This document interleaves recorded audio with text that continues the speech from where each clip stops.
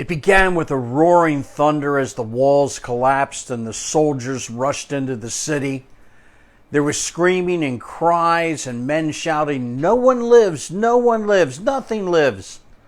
The soldiers ran down the narrow streets, busting doors open, and the battles raged. He broke the door down. He saw a man carrying a sack, trying to escape, and he killed the man and took the sack. And he looked in the sack, and there was more money in the sack than he'd ever earned in his lifetime. But he knows everything gets burned, so he leaves the sack, and he starts down the road, and he stops. He returns. He looks around. No one's looking. No one will ever know.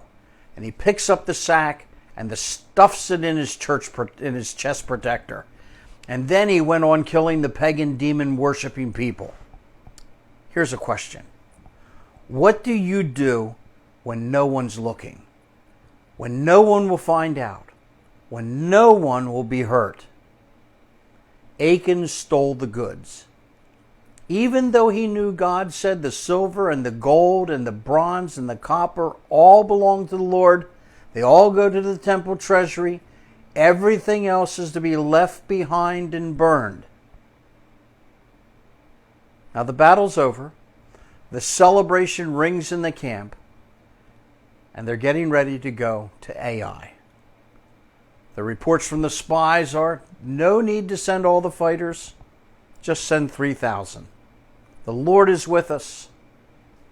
They go into battle, and the entire front line is killed. 36 Israelites dead. The military retreats. There's 36 of us that are dead. No one died in Jericho.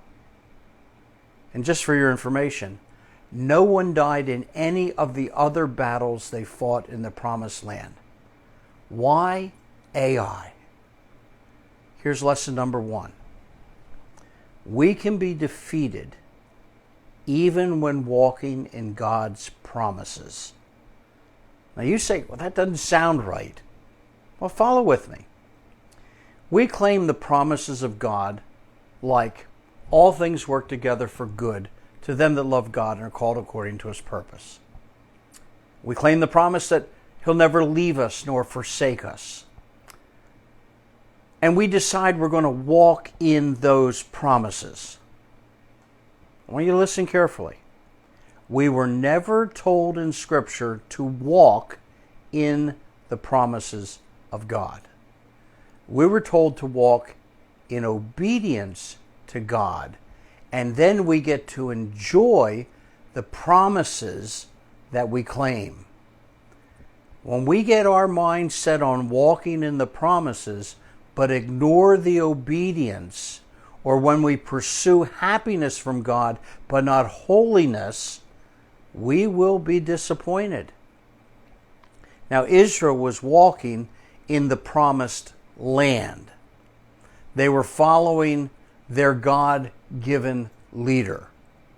They were taking the land that God promised them. They were defeated, though, at Ai. Because somewhere in the last city, there was disobedience. Now listen carefully. The moment we deliberately step out of obedience to God, we step out of the promises of God. You say, well, God can't break a promise. Well, look at this example. Eli was promised by God that he and his sons would be priests before God forever. But God comes to Eli and tells him, I'm breaking my promise. 1 Samuel chapter 2, verse 30. Therefore the Lord, the God of Israel, declares, I promised that members of your family would minister before me forever. But now the Lord declares, far be it from me. Those who honor me I will honor, but those who despise me will be disdained. Now here's the point. We walk in deliberate disobedience, we can lose the benefits of the promises of God. Think about this.